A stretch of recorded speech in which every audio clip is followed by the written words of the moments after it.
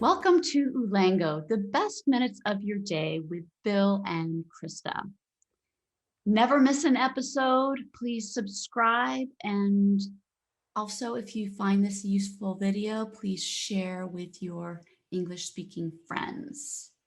My name is Krista, and I am an English tutor and also running an immersion trip for English to sunny Arizona. So I would like to also introduce my friend Bill. Bill, how are you doing today? Doing well, Krista. Thank you very much. Again, I am Bill. I am an English as a second language teacher as well.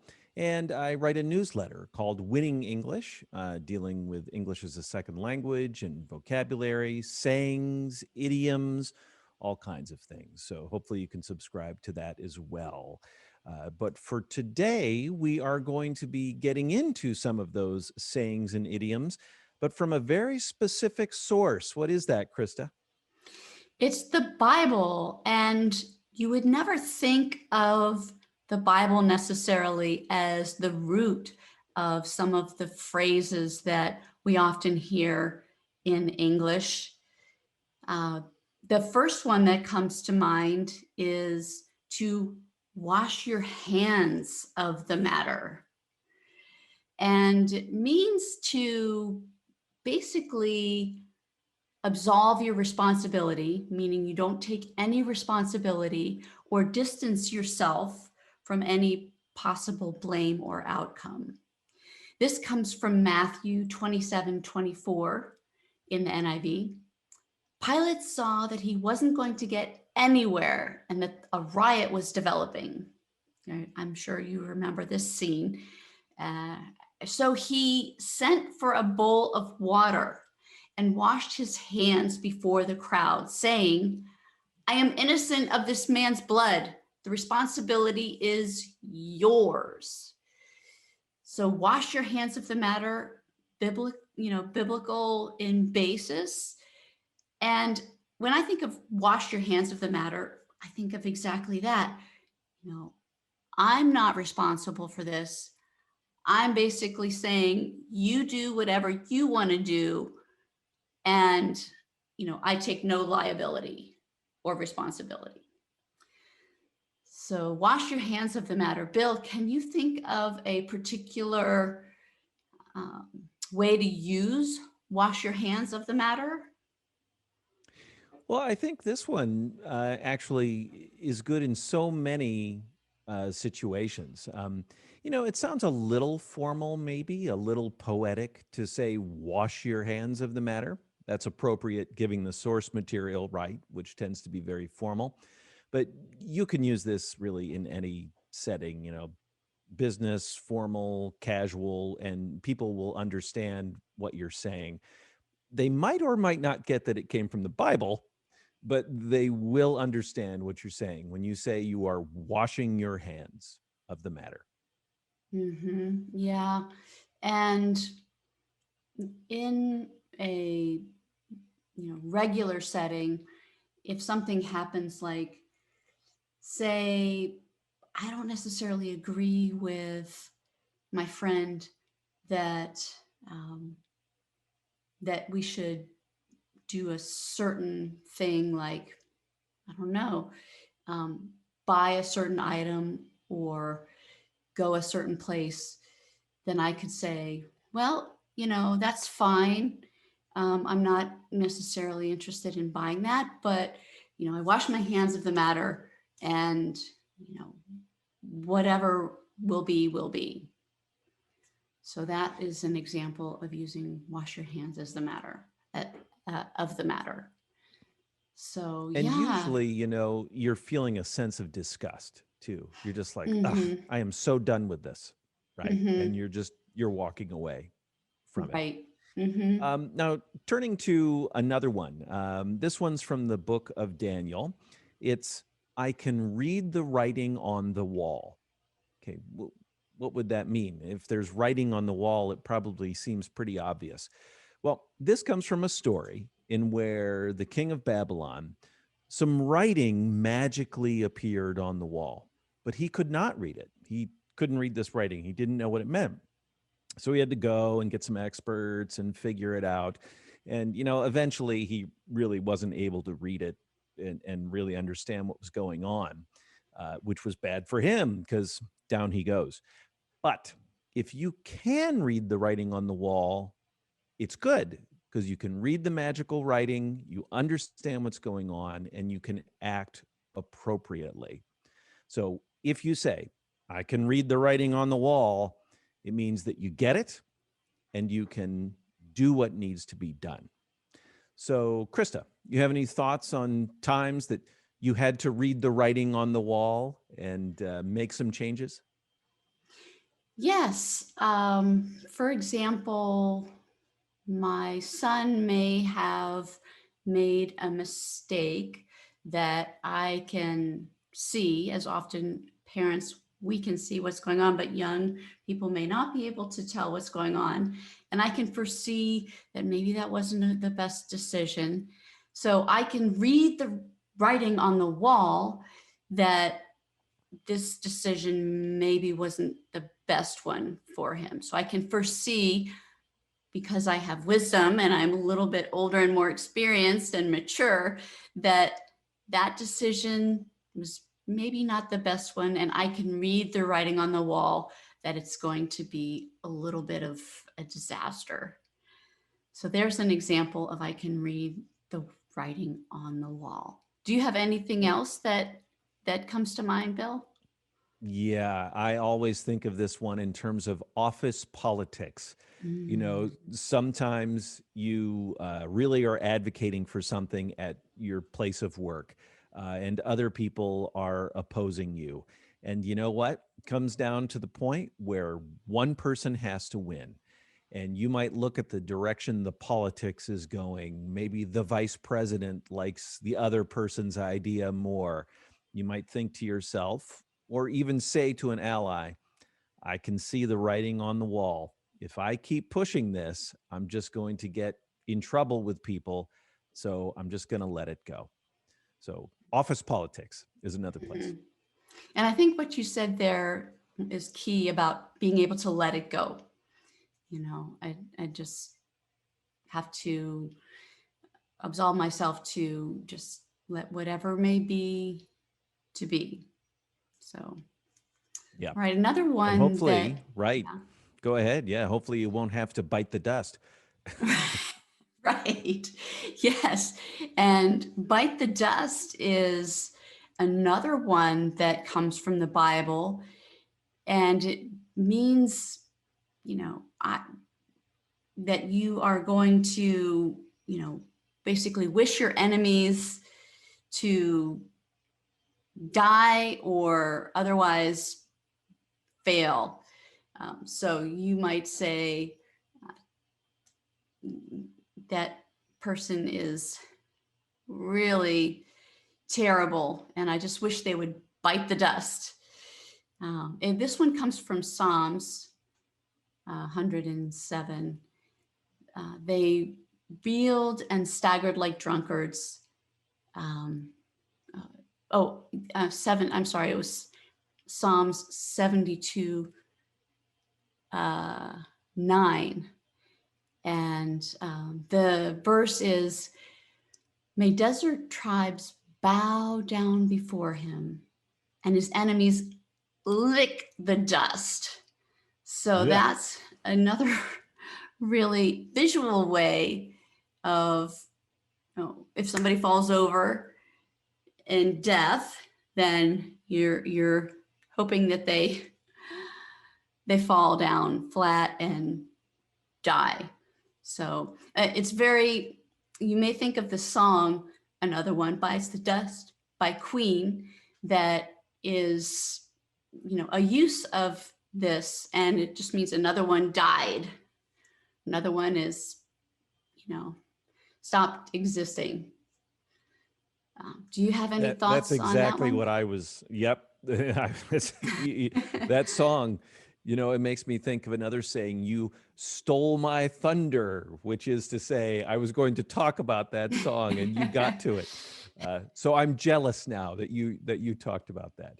Yeah, I absolutely recommend go and listen to Queen's "Another One Bites the Dust."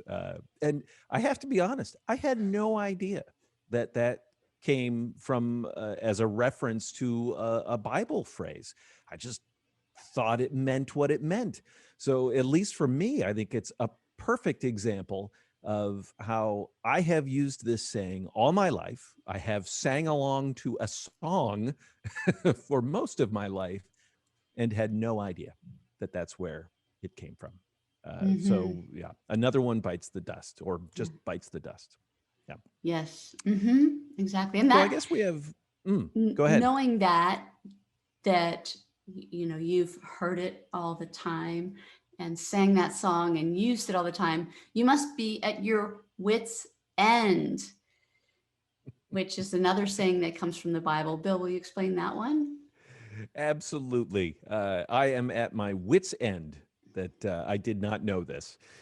So, wits' end comes from Psalm 107. Let me read you the phrase and then I'll work into it. They reeled and staggered like drunkards. They were at their wits' end. Okay. So you can kind of picture you've lost your mind a little bit. Your wits are your intelligence, your ability to think clearly.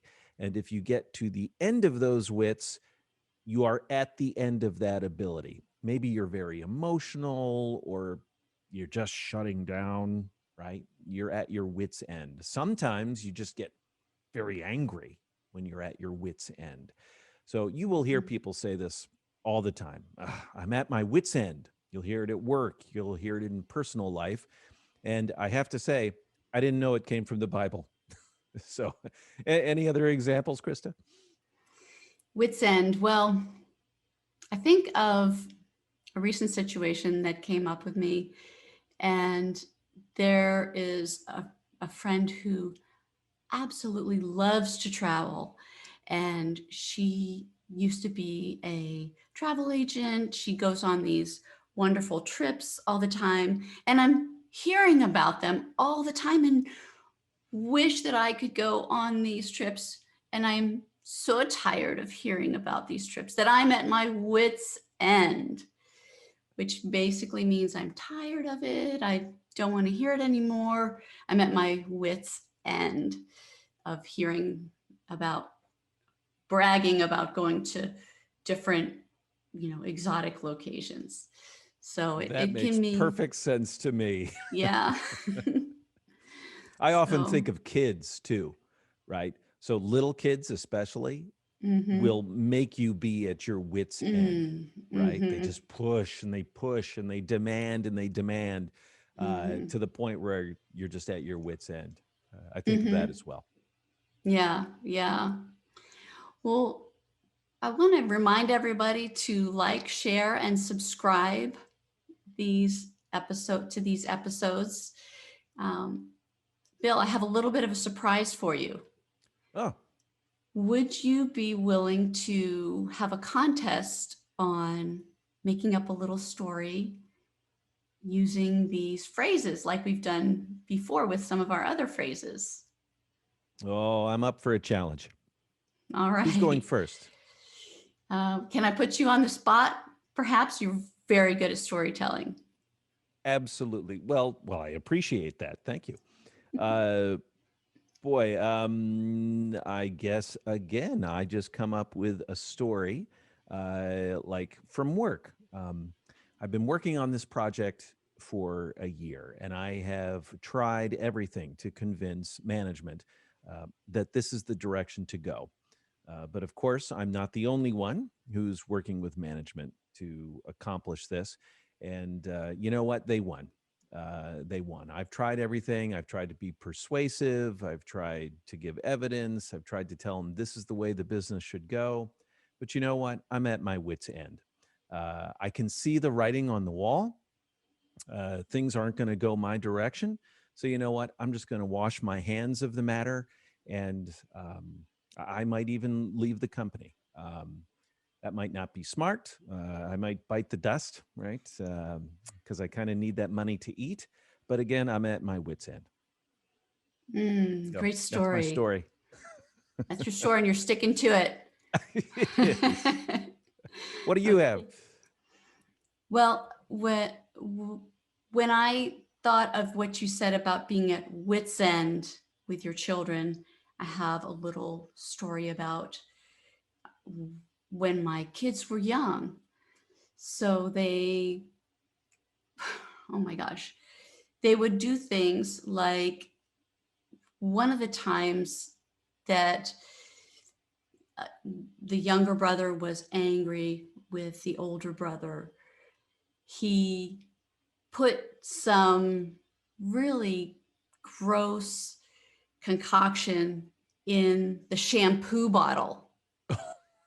So he mixed like some flour and some water, and like he had this liquid that was very smelly and rank, meaning it was very bad.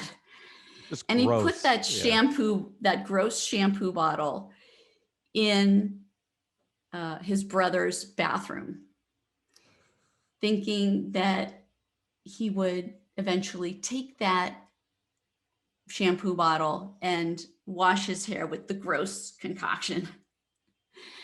And I did not know this was going on.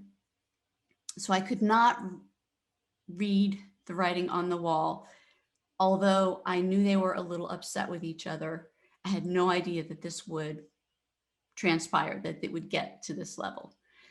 Um, his dad, however, was like, something's going to happen. I can read the writing on the wall that there's going to be this conflict. Of course, none of us had an idea that this was going to happen. But after it did, um, I washed my hands of the matter and said, you know what? You were very mean to your brother and he got back at you. So I'm not, I was at my wit's end, and so was his younger brother, that the older brother had, you know, done this really mean thing. And his younger brother really wished that he would bite the dust, that his older brother would bite the dust when he put that shampoo concoction uh, in his shampoo bottle. So that's my story. Wow. Wow. Parenting is just the best. It Oh, really is just the best. it is the best, and it leaves funny stories along the way. But ultimately you end up remembering more of the good stuff than the times you were at your wits' end. Uh, so memory fading is good.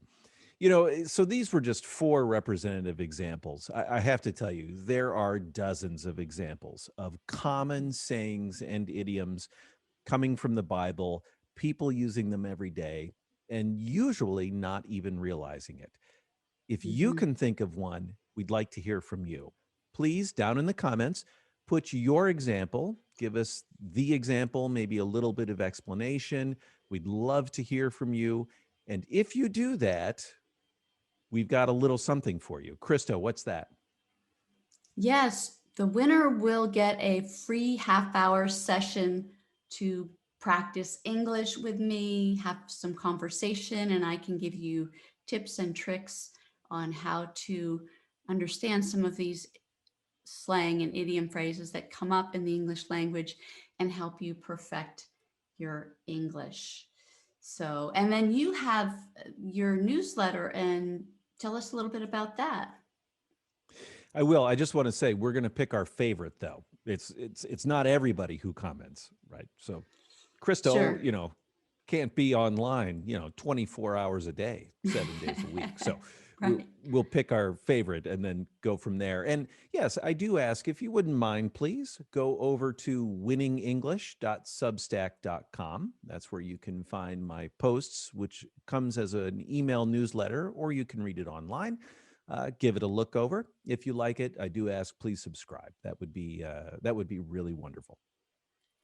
All right. Well, we look forward to seeing you next week for our next episode of Ulango, the best minutes of your day. And, you know, I hope that you've learned some very interesting phrases from the Bible that can be used in everyday English. So, all right, Bill, good to see you again. Good to see you, Krista. Take care. All right, bye now. Bye.